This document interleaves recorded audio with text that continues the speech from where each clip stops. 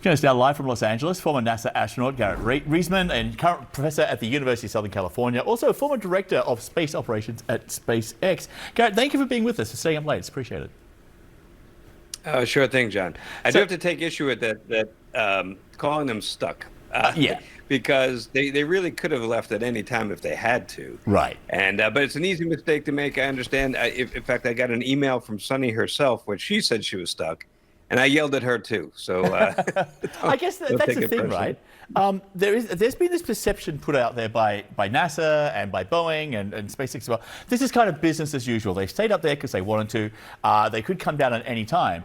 And they've just made a point of sort of rolling them into what is essentially a crew rotation for the International Space Station. Why is that? Why didn't they have like an earlier rescue mission, if you like, or an earlier trip to bring them home?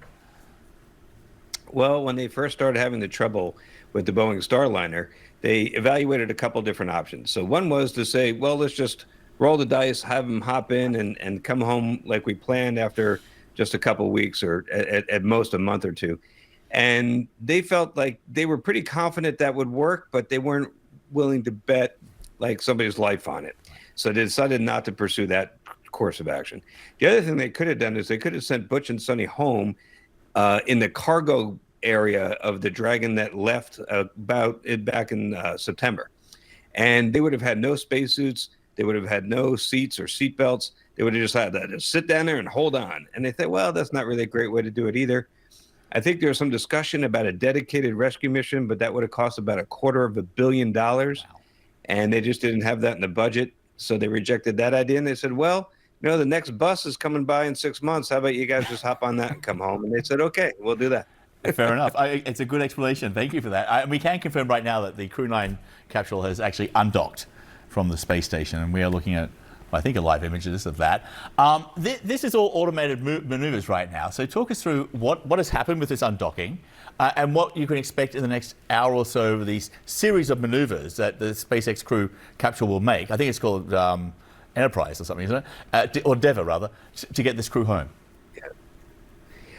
So it's going to make a series of very carefully choreographed moves. When you're moving at 17,500 miles an hour with two different vehicles very close to each other, you got to be really careful with orbital mechanics that are a little tricky, that you don't want to be swapping paint, right? You don't want to knock into each other.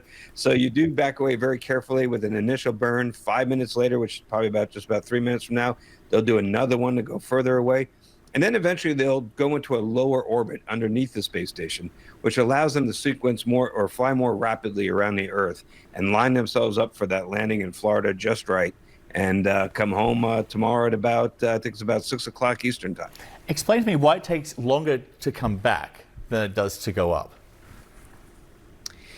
Well, it can take that long to go up too. In fact, they're going to be coming home in less than 24 hours. So actually, it usually takes about that same amount of time to go up.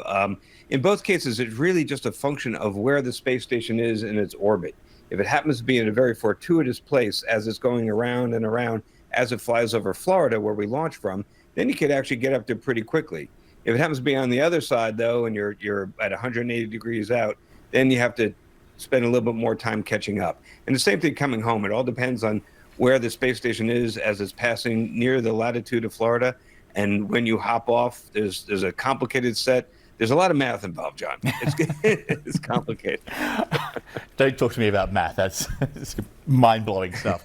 I guess because when I read that the actual Dragon crew capsule to get the SpaceX Dragon capsule to get there took about 17 hours, and it's taking 24 hours to get home. But as you say, it just depends on where the ISS is in its particular rotation of the orbit.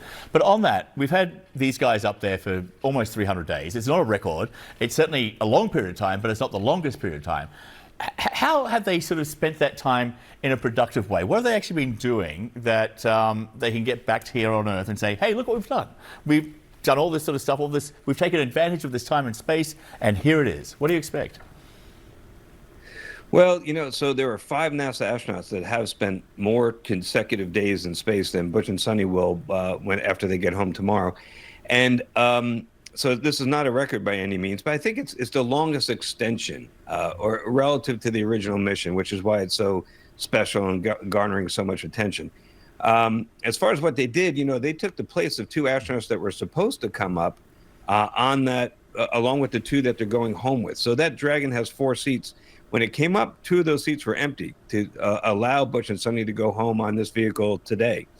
So they took the place and they did basically the same thing those other 2 astronauts that were bumped off the mission were supposed to do.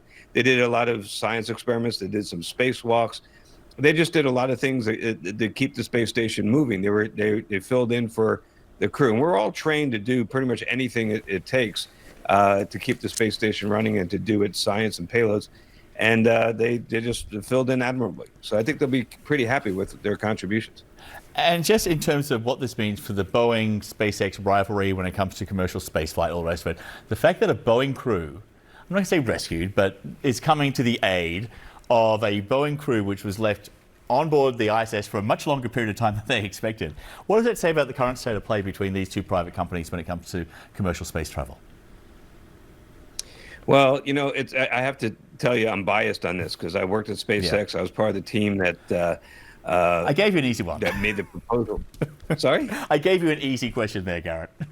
Yeah. But we don't want to. I really don't want to rub it in or anything, Right. because the truth is that the Boeing Starliner, when it did depart with nobody inside, did great. It performed flawlessly and had a very successful landing. Butch and Sunny, had they exercised that option, would have been just fine. That's, of course, all in hindsight. At the time, we weren't completely sure. So it is ironic because back in the day, I think NASA had a lot more confidence in Boeing, a lot more familiarity and comfort with the people sitting across the table. And we knew that we were the underdogs at SpaceX and had to overcome some long odds to be a part of this. And it turned out pretty well for SpaceX with the 10th mission. If you count also several private missions, they've done a lot of flying, and Starliner has yet to make a successful round trip. So it's certainly turned out pretty well for SpaceX. I really hope that the next flight of the Starliner, that they fixed all these problems, and that because it's good for the country to have multiple options. And I hope they're successful. Yeah, competition is never a bad thing. Garrett, thanks so much for being with us. I really appreciate your insights here and talking us through what's happening and what will happen over the coming hours. Thanks so much. My pleasure.